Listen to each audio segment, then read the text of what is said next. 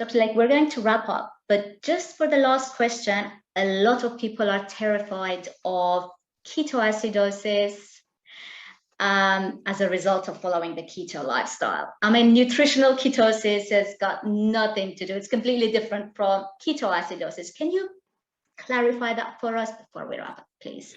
Yes, there's no reason why people in nutritional ketosis on the keto lifestyle will go into diabetic ketoacidosis because of that lifestyle. And the reason for that is you're burning fat on a keto lifestyle, so you will be producing ketones. On a conventional diet, you'll be burning sugar almost exclusively, and you may be storing your sugar as fat because, you know, sugar gets converted to fat.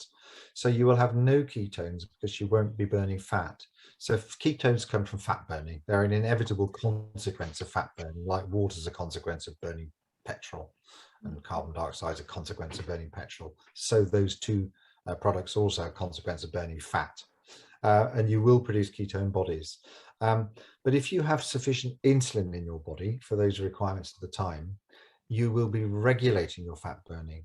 So you will not go into diabetic ketoacidosis.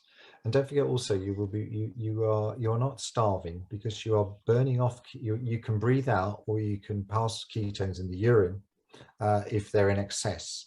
So, you know, people say, oh, it's a starvation diet. Well, why are you actually burning it? Why are you actually excreting energy if you're in a starvation state? Clearly you're not. Otherwise your body wouldn't be so sort of free with just excreting ketones, which are high energy molecules. So it's all about the amount of insulin you have on board and what sort of metabolism your body's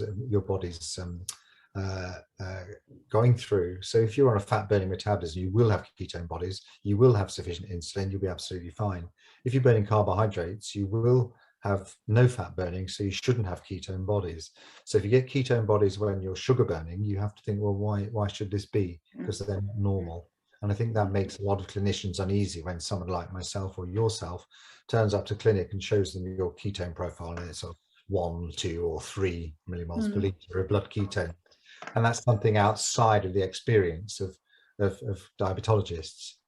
But if you have sufficient insulin, that's the key thing. So if you're injecting the right amount of insulin to keep your blood sugar normal, you will not go into diabetic ketoacidosis. Diabetic ketoacidosis requires too little insulin for the body's requirements at the time.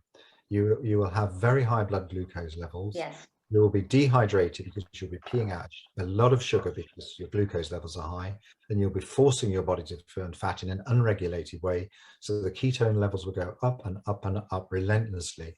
So if you have an illness and your ketones are going up, just keep checking them. And don't be scared to inject more insulin if necessary. You may want to seek advice about that.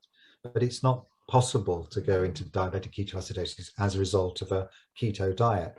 Having said that, if I were to develop, say, septicemia, I may well end up in diabetic ketoacidosis because it'd be very difficult to keep up the insulin levels required. So you're not immune to diabetic ketoacidosis, but you won't get it as a result of diet. That's right.